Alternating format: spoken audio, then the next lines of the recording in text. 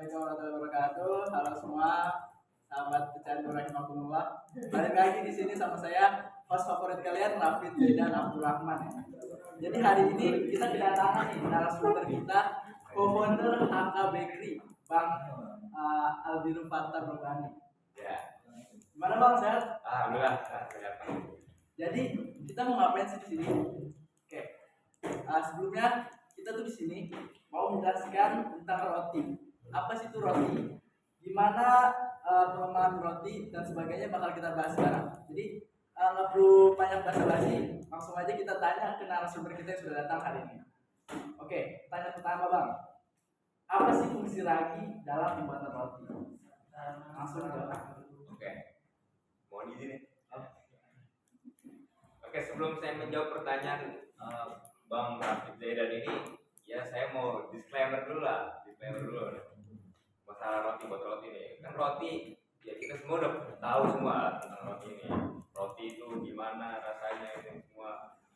Karena kan roti ini gimana-mana tuh pasti kita nemuin roti ini kan.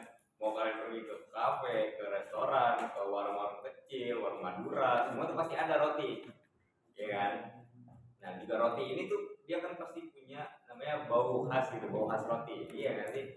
Iya kan? Jadi kita udah tahu nih bau ini bau roti gitu kan. Jadi dari kita semua nih semua udah tahu semua roti ya kan. Jadi nggak ada yang nggak tahu nih. Oke, buat jawab pertanyaan pertama Bang Raffi tadi apa Bang? Apa fungsi ragi Bang? Oke, fungsi ragi. Nah buat fungsi ragi ini, nah jadi ragi ini kan dia jamur ya. Nah, ragi ini dia yang membantu adonan untuk membuat roti ini itu berfermentasi. Nah hasil dari fermentasinya ini dia akan menghasilkan karbon dioksida yang dimana karbon dioksida ini yang membuat adonan itu mengembang jadi roti yang biasa kita temukan kan itu mengembang tuh gede-gede tuh. Nah itu dari karbon dioksida yang dihasilkan dari fermentasi. Nah hasil lain dari fermentasi ini dia juga menghasilkan alkohol. Nah yang dimana alkohol ini bisa ditemukan pada proses fermentasi itu dia tercium tuh bau alkohol. Nah, jadi kan kita udah tahu kan bau alkohol gimana. Nah pas proses fermentasi glukosa ini tepung ini itu tercium bau alkohol. Jadi kita anggapnya bahwa dia juga menghasilkan alkohol. Nah dari alkohol ini dia menghasilkan aroma dan rasa roti itu. Nah itu fungsi alkohol. Namun alkohol ini akan hilang jika kita melakukan pemanggangan. Nah jadi selama pemanggangan ini alkohol ini kan akan hilang sendirinya, tapi aroma dan rasa si roti nggak bakal hilang. Cuman alkoholnya aja yang hilang. Gitu. Mungkin itu sih buat jawaban yang pertama. Oke. Jadi kesimpulannya yang bisa saya ambil dari Bang Aldiru, roti saya setuju roti itu emang berada di mana-mana dan emang menjadi makanan pokok gitu di Eropa sana, di negara-negara barat. Jadi teman-teman, roti itu mengalami reaksi kimia yang membuat roti itu mengembang gitu, intinya gitu. Jadi dari pengembangan roti ini gimana sih Bang proses pengembangan roti itu? Mohon jelaskan. Oke, proses pengembangan roti ya. Jadi kan untuk membuat adonan sebuah roti itu kan kita ada yang namanya tepung dan air supaya ada bahan-bahannya. Salah satunya ada tepung, ada airnya, Nah, yang membuat roti ini mengembang itu adalah air itu sendiri.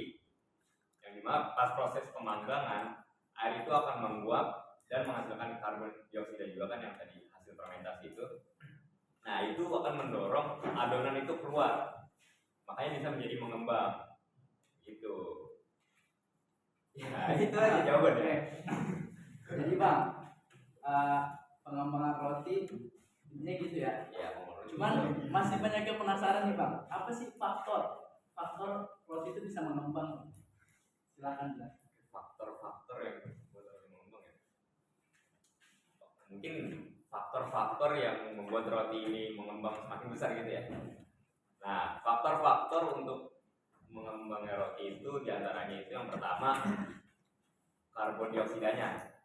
Nah, kan tadi dikisahkan bahwa kalau fermentasi ini menghasilkan karbon dioksida yang buat roti itu mengembang. Jadi semakin lama roti difermentasi, dia akan menghasilkan karbon dioksida yang semakin banyak, lebih banyak.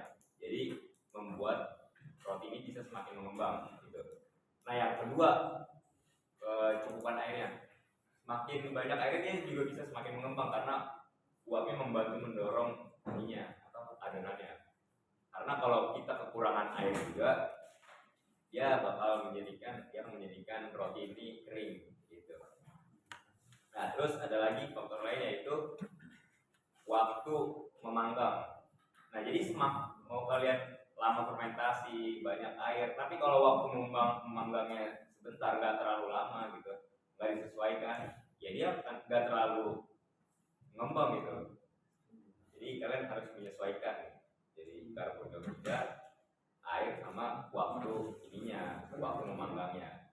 Nah terus ada juga faktor terakhir yang membuat roti ini semakin mengembang, yaitu kalau roti didiamkan. Roti kalau didiamin terlalu lama dia bisa mengembang juga. Ya ini menurut WordPress saya baca. Sip itu bang. Oke, cukup ya itu aja. Jadi teman-teman ya, dari pertanyaan yang saya berikan dan jawaban-jawaban yang juga sudah diberikan oleh Bang Alvin ini, jadi roti itu tidak bisa lepas dari yang namanya reaksi kimia. Jadi seperti yang sudah dijelaskan Bang Alvin ini, semoga kalian semua paham. Jadi podcast kita segitu saja. Semoga kalian selalu sehat dan terima kasih buat narasumber kita Bang Albiru, co-founder Haka Bakery. Sekali lagi semoga informasi-informasi yang kita sudah sediakan di sini bermanfaat buat kalian semua. Sekian dari saya sebagai host Raffi Zidane Abdurrahman, pamit undur diri. Assalamualaikum warahmatullahi wabarakatuh.